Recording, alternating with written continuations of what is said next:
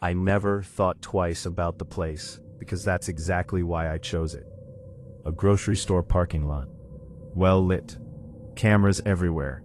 24 hours. People coming and going. If something felt off, I could leave without anyone questioning it. No waiting around in lobbies, no awkward host stands. Just 2 cars, 2 people, a simple hello. We'd matched 3 days earlier. Her profile name was Lena. No filters, no influencer angles, just ordinary photos. One in a hoodie on a hiking trail, one at a kitchen table holding a mug, one mirror selfie with a cracked phone screen visible. That detail stuck with me. People who fake profiles usually miss things like that. Her messages were normal, short, sometimes delayed. No flirting that felt rehearsed. No pressure. She didn't ask for my number right away. Didn't try to move the conversation off the app. When I suggested meeting for coffee, she hesitated. Public first, she wrote. Somewhere boring. That made me trust her more than anything else. She picked the location, a grocery store off the highway, halfway between us.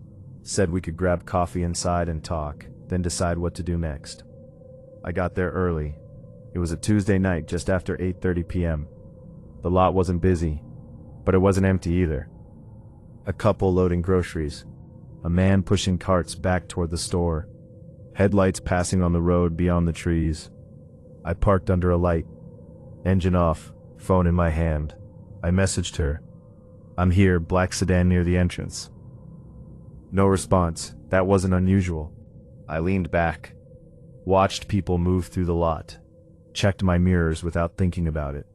5 minutes passed, then 10. I started to feel that familiar embarrassment, the one that comes before you accept you might have been stood up. I checked the app again to see if I'd missed a message. Nothing. I was about to send another text when headlights swept across my windshield. A car pulled into the lot slowly, not heading toward a space, just rolling past the storefront. It looped once, then parked 2 rows over, far from the entrance, near the edge where the light didn't quite reach. The engine stayed running. I told myself not to read into it. People wait in their cars all the time. Still, I didn't get out. I messaged her again. I'm still by the front. This time the response came immediately. I see you. I felt a flicker of unease. I looked around, scanning the nearby cars, the reflection in the store windows. Where are you parked? I typed. 3 dots appeared, disappeared, appeared again. Behind you. I turned in my seat, heart beating a little faster than it should have. There was no car directly behind me, just an empty space. Beyond it, darkness where the lot sloped down toward a drainage ditch and a line of trees. I don't see you, I wrote. The reply came slower this time. That's okay, stay there. That's when the feeling hit me. Not fear exactly. Something quieter, like the moment before you realize you've made a mistake. I checked the app again. Her profile photo was still there, name still visible. Nothing seemed wrong. You don't look like your pictures. I stared at the screen. What do you mean? I typed. The response didn't come right away. Instead, the car 2 rows over turned its headlights off. The engine cut. The lot suddenly felt larger, emptier. I locked my doors. Are you messing with me? I sent. 3 dots appeared again. You weren't supposed to come alone. My stomach dropped. I typed fast. Who are you with? The dots vanished. I waited. Nothing. I looked back at the darkened car. I couldn't see inside. The windows were tinted, or maybe it was just the angle. I couldn't tell if anyone was still sitting there. I started the engine. That's when my phone vibrated again. Don't leave yet. The message wasn't from the app. It was a text. From an unknown number. I didn't answer. I pulled out of the space, heart pounding, headlights swinging toward the exit. As I passed the dark car, something moved inside. Not the driver's door, the back seat. I didn't stop. I drove straight out of the lot, and didn't slow down until I was several blocks away, checking my mirrors the entire time. No one followed me. No headlights stayed behind me. I told myself it was a scam, a prank, someone trying to scare me. When I got home, I checked the app. Lena's profile was gone. Not unmatched. I didn't sleep that night. I lay in bed replaying every detail, every message, every second I'd spent in that parking lot. The more I thought about it, the worse it felt. Not because of what happened, but because of what almost did. Around 2:40 a.m., my phone buzzed. I froze. I hadn't told anyone about the incident. I hadn't posted anything. I hadn't responded to the unknown number. There was no reason for my phone to be making noise. I picked it up slowly. Unknown number. You left early. I didn't reply. Another message came less than 5 seconds later. That wasn't polite. I blocked the number again. The phone went silent. I stared at the ceiling until morning. The next day at work, I tried to convince myself it was nothing more than a weird coincidence. Dating apps are full of bots, scammers, and creeps. Maybe someone was trying to mess with me. Maybe they guessed my number somehow. Maybe the car in the lot had nothing to do with it. But then my email flagged a security alert. Someone had tried to reset my password. Then my social media, then my cloud storage, all within 10 minutes. I changed everything. Passwords, recovery emails, two-factor authentication. I even called my phone provider and added extra security notes to my account. That night, another message came through. Different number. You should have brought someone. I felt my hands shaking. I replied once, just once. Stop contacting me. The response came instantly. We were careful. You weren't. I turned my phone off. Over the next few days, nothing happened. No messages, no alerts, no strange cars outside my apartment. That silence was worse than the texts. I started noticing things I hadn't before. A sedan parked across the street for hours, with no one getting out. Someone standing too long at the end of the grocery aisle, pretending to read labels. A man in a baseball cap who showed up twice in different places on the same day. Every time I told myself I was being paranoid. Until Friday. I came home from work and found my apartment door unlocked. I knew I had locked it that morning. Nothing inside was disturbed. No drawers opened. No valuables missing. My laptop was still on the desk. My mail was untouched. But my bathroom mirror had been wiped clean in the center, like someone had leaned close to it. And on the fog-resistant glass, written faintly with a finger, were 3 words. We were here. I grabbed a backpack, my laptop, and left to stay with a friend across town. I didn't explain everything. Just said someone had broken in and I didn't feel safe. That night, my phone buzzed again. New number. You changed locations too fast. I blocked it. Then another number. That makes it harder. I turned the phone off again. The next morning, curiosity got the better of me. I logged into the dating app, using an old tablet I hadn't synced with my phone. I searched for Lena's profile. Nothing. But when I checked my match history, I noticed something strange. The conversation timestamps were wrong. Messages I remembered happening late at night now showed timestamps from early morning hours. Some replies were marked as read before I remembered opening them, and one message, one I knew I hadn't sent, was sitting there in the chat history. I'm coming alone. My blood ran cold. I deleted the app immediately. That afternoon I went back to the grocery store. I don't know why. Maybe I needed proof that it was just a place like any other. Maybe I wanted closure. I talked to the manager and explained, vaguely, that I thought someone had been acting strange in the parking lot earlier that week. I asked if they had cameras. He looked uncomfortable, said the cameras covering the outer rows had been offline that night due to maintenance. But then he added something that made my stomach drop. One of the overnight employees had reported a man sitting in a car for nearly 3 hours that Tuesday night. Engine off, lights out, watching people come and go. When security finally approached the vehicle, it was empty. No plates on the car. That night, I received a photo. No text, just an image. It showed me sitting in my car in the parking lot, phone in my hand, dashboard lights glowing. The angle was from the rear passenger side. Inside the car, I vomited. A final message followed. Next time, we'll remind you in person. I went off the grid. At least I tried to. I took time off work. I stayed at different friends' places on different nights. I turned off location services, deleted social media, and stopped using ride apps entirely. I even bought a cheap prepaid phone and left my real one powered off in a drawer. For a while it felt like it worked. No messages, no alerts, no strange cars lingering too long. Then, on the fourth night, my burner phone buzzed. A number I hadn't given to anyone. "This one doesn't suit you." I stared at the screen, ice spreading through my chest. They had found me again. I made a mistake that night. Instead of blocking the number, I replied, "What do you want?"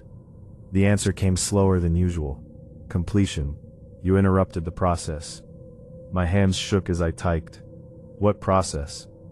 3 dots appeared. Disappeared. Then the reply. "Verification."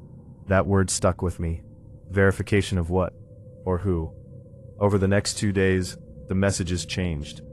They weren't threats anymore. They were explanations. Most people don't notice details. They don't question small changes. They trust consistency. You hesitated. I stopped responding, but they kept talking. Anyway, profiles are easy. Voices are harder. Physical confirmation is necessary. I realized then that Lena was never meant to be real. She was a test. A lure. They weren't looking for dates. They were looking for people who would follow instructions without questioning them. People who would get into cars, walk behind buildings, enter second locations without telling anyone. People who wouldn't hesitate. You passed the first check. That should have been comforting. It wasn't. I started researching quietly. Missing persons. Unidentified remains. Cases where adults vanished after meeting someone, or helping someone, or just stepping outside for a minute. Patterns emerged. Parking lots, alleyways, secondary locations just out of view. Phone batteries dying at the wrong time. Messages sent from accounts that were deleted hours later. None of the cases were officially connected, but the similarities were impossible to ignore. The people who vanished all had one thing in common. They went alone. A week later, I made another mistake. I went back to my apartment during the day to grab more clothes. The place looked untouched. No signs of forced entry. No fingerprints on mirrors. Except for one thing. My kitchen table had a new item on it. A grocery store receipt. From the night I met Lena. Time-stamped 2 hours after I left. I didn't buy anything that night. On the back of the receipt, written neatly, "You almost qualified." That night the messages changed tone again. "You're still interesting. You ask questions. Most don't." I didn't respond. We adapt. Next time will be easier. That's when I understood something terrifying. There would be a next time. Not with Lena. Not with a dating app. They weren't tied to one method. They were refining something, and I had been part of the trial run. The last message I ever received came a month later. No explanations. Just a photo. It showed a grocery store parking lot at night. Different location, different state. A man sitting in his car, phone glowing in his hands. The caption underneath read, "He didn't hesitate." I smashed the burner phone and threw it into a river. I don't use dating apps anymore. I don't meet strangers alone. I don't help people in parking lots. And when someone tells a story about getting stood up or meeting someone strange online, I listen carefully, because somewhere out there something is still running tests. And the scariest part isn't that they're hunting. It's that they're patient. Deleted. I blocked the unknown number. I thought that would be the end of it. Clara's life was a quiet chaos. At 29, she had a predictable routine. Wake up at 6, sip lukewarm coffee while scrolling through emails, endure 8 hours of tedious data analysis at a marketing firm, and come home to her small one-bedroom apartment in Chicago. The apartment wasn't much, but it was hers. Its walls were plastered with posters of classic films, shelves stacked with books she hadn't yet read, and a single ficus tree that had somehow survived her negligent care. She liked her life structured, but the predictability had its own weight. The city hummed with neon lights and endless chatter outside her window, yet inside, Clara felt hollow. Her friends were busy building careers, traveling, or dating, leaving her in the quiet in-between. So to fill the gaps, she turned to dating apps. At first it was casual. She swiped right, enjoyed a conversation here and there. But over time, it became more than a distraction. It became a lifeline. Her life outside the screen felt stagnant, but behind her phone, she was someone vibrant, someone wanted, someone alive.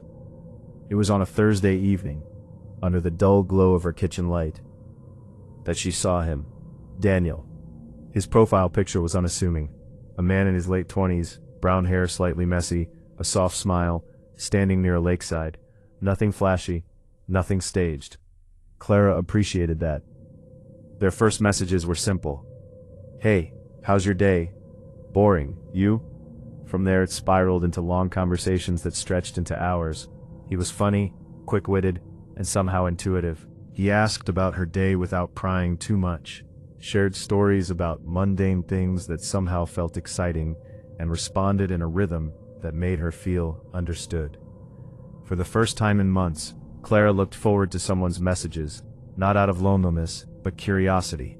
She didn't know what it was about him, but something about Daniel drew her in. The weeks passed. Their conversations grew deeper, more personal. He talked about his childhood, his dreams, his fear of failure. He asked Clara about hers, and gradually, a connection formed, a digital intimacy she hadn't anticipated. Yet as with all things that seem perfect, the cracks began appearing. Small at first, almost invisible. Daniel refused to video call. Not once. "My camera's broken," he said.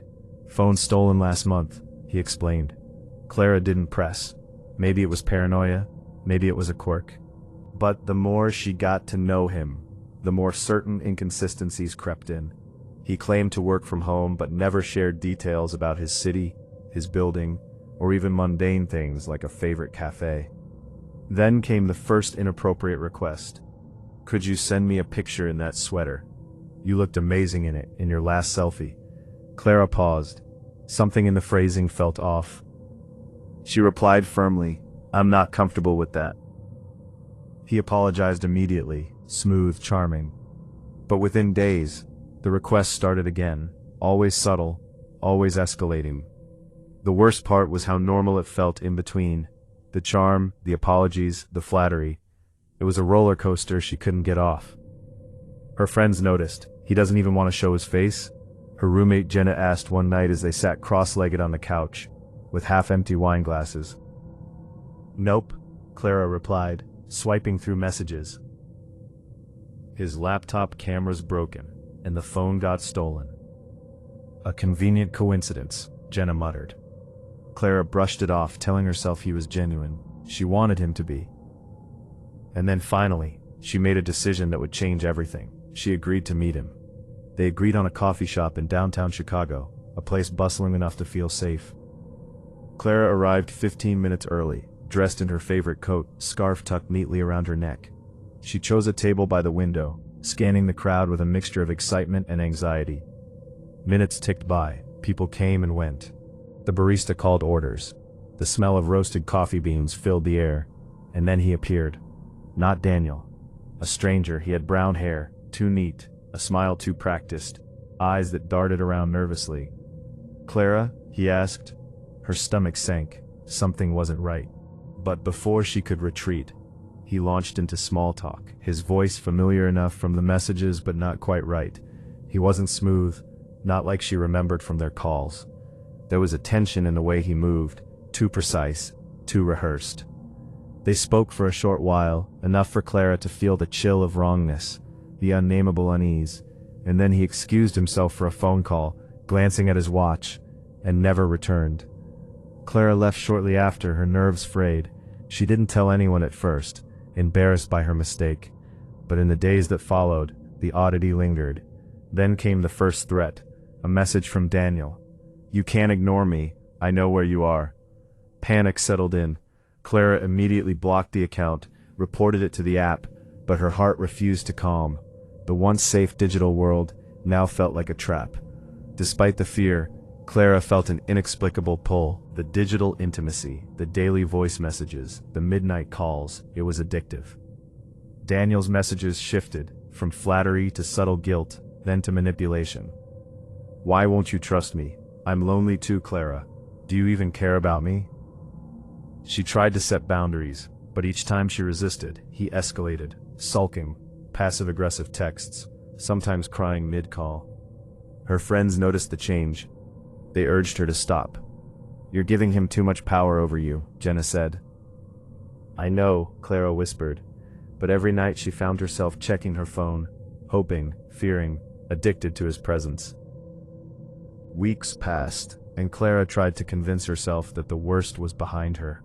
She returned to her routines, her work, her quiet apartment, but Daniel's presence lingered like a shadow in the corner of her mind. Then came a breakthrough, a sliver of hope that he might finally meet her in person. "Clara, let's meet. I promise this time," he texted one rainy Tuesday evening. Her heart lurched. Could it be real? Could it finally be him, the person behind the voice, the words, the obsession? She wanted to believe. She wanted the long calls, the late-night laughter, the moments of vulnerability to be anchored in reality. She agreed. A quiet cafe near her apartment was their meeting spot. The next afternoon she arrived early, scanning faces, her stomach tight with anticipation. But when he walked in, it wasn't Daniel, or at least not the Daniel she imagined. He looked older. His hair was streaked with gray, his face lined with years of stress. He smiled awkwardly, hands twitching nervously. "Hi, Clara," he said, voice shaking. Her throat went dry. Something inside her screamed. This was wrong. Everything about him, the timing, the appearance, the nervous energy, didn't match the Daniel she had known. And then it came, the confession that would shatter everything. "Clara, I need to tell you the truth," he whispered. His eyes darted around the cafe as if the walls themselves were listening. The story tumbled out in fractured sentences. His real name was not Daniel. He wasn't who he claimed to be. The pictures he had sent, of the perfect, charming young man, were stolen from a social media influencer in Indonesia. He wasn't 27, he was closer to 40. His job, his city, even the accent he had crafted over weeks of calls, was a fabrication. Clara's head spun, her stomach churned. Every memory of laughter, every comforting word, every sense of connection, now felt like a trap. She felt her knees weaken as the room spun around her. I just wanted someone to like me," he said, desperation creeping into his voice. "I didn't mean to hurt you." But Clara knew it was more than lies. It was control, the constant requests, the manipulations, the guilt-tripping. It was deliberate. "I want to end this," she said firmly. Her voice was steady, despite the quiver inside. "No, please," he pleaded. "Just let me stay with your family for Christmas. I already told my parents. I have nowhere else."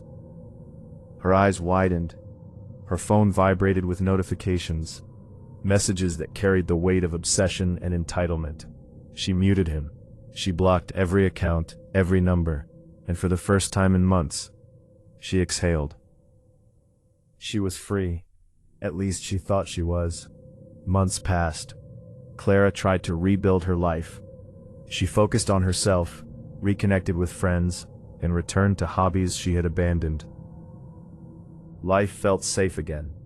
But safety is an illusion. It started small.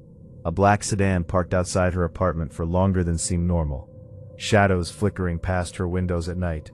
Anonymous messages on Instagram commenting on her photos. At first, she brushed it off as coincidence. But the frequency grew, subtle threats hidden in everyday interactions. Then came the direct encounters. She was leaving her favorite cafe when she noticed two men in hooded jackets, faces obscured, standing near the street corner. Her chest tightened. They weren't doing anything overtly threatening, but the sense of being watched was suffocating. She sped off in her car, heart hammering, and noticed a dent on her trunk the next day, a reminder that someone had been testing her boundaries. Her friends insisted she call the police. Clara did, but with no solid leads, the law could only offer minimal protection. She changed routines. avoided posting exact locations online, installed security cameras, yet every notification on her phone made her jump.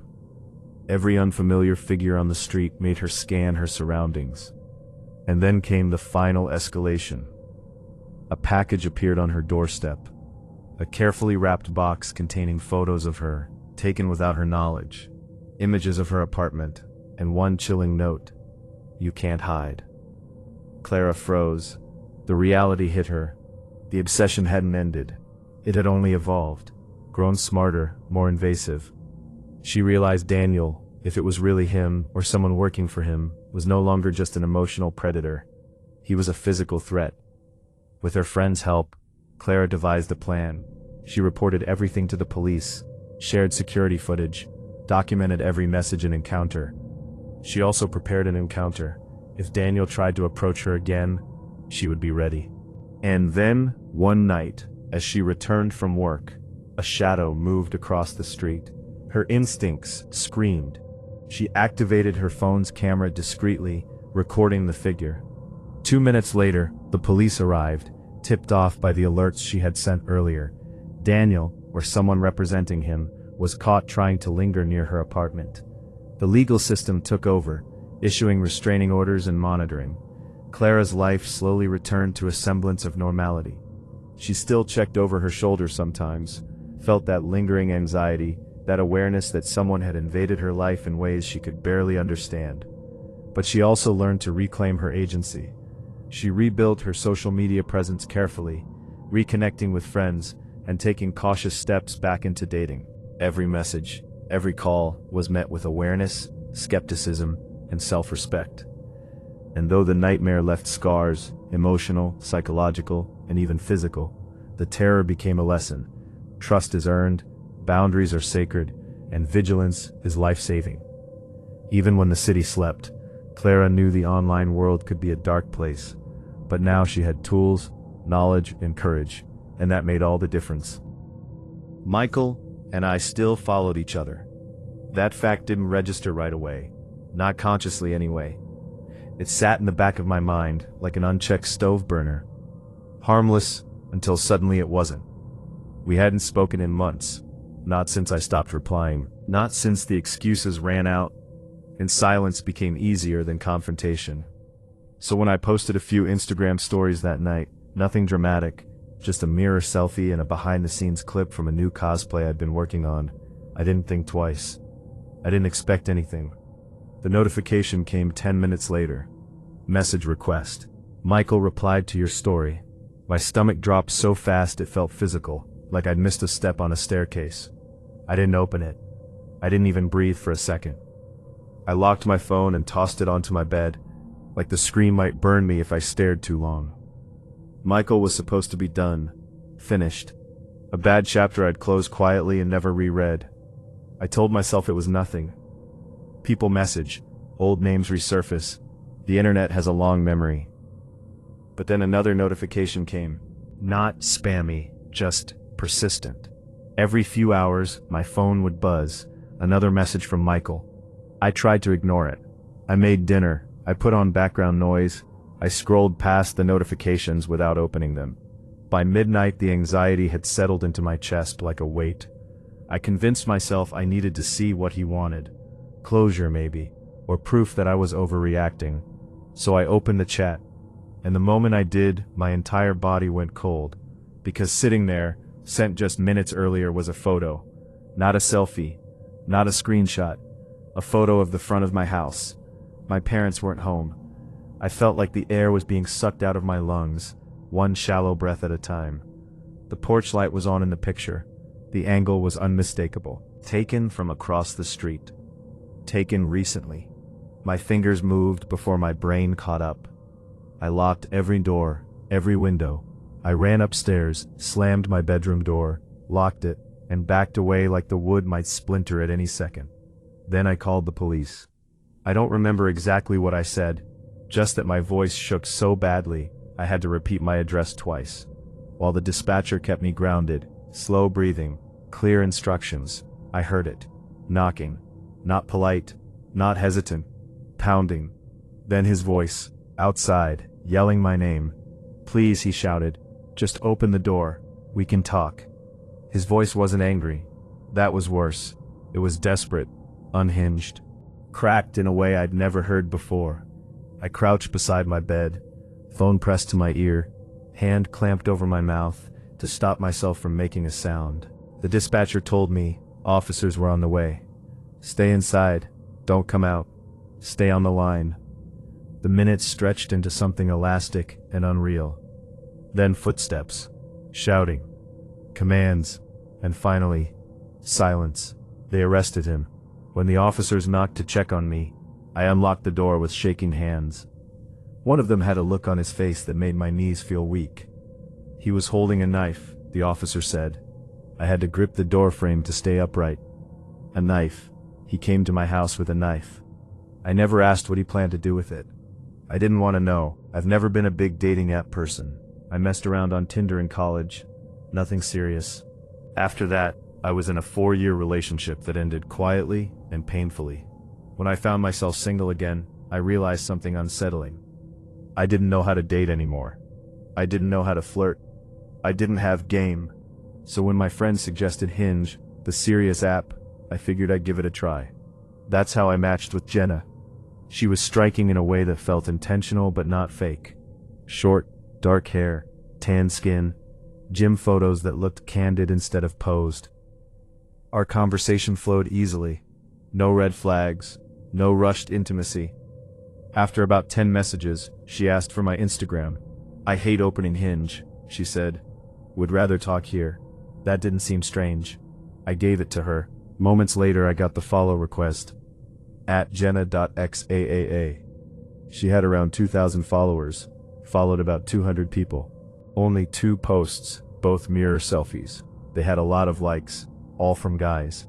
Her story showed her at the gym, phone covering her face. She DM'd me immediately. The conversation picked up right where it left off. That night she suggested a spontaneous drink. Same town, same bar, 9 p.m. I got there early. I knew the bartenders, felt safe. At 8:50, I ordered an espresso martini and messaged her that I was there. She didn't reply. I started scrolling her profile again. No tagged photos. No female friends in the comments. Something felt off. That's when the man sat down next to me. Late 30s, slightly overweight, patchy beard. Too close. He wouldn't stop talking. Introduced himself as Rob. The bartender greeted him like a regular. That bothered me. I messaged Jenna again. Left on scene. 9:05. Nothing. Her Hinge profile disappeared. I asked for the check. Rob kept talking. When I stood up to leave, he grabbed my wrist. Hard. He leaned in and whispered, "I'm Jenna." My stomach turned. I yanked my arm free and left. I thought that was the end. I was wrong. That night after I turned off the lights, something slammed against my bedroom window. Once, then again. I stayed silent. Then a voice. My name. Over and over. In the morning, taped to the glass was a note. "I'll be watching you." I moved days later. I don't use dating apps anymore, and I never assume blocking someone means I'm safe.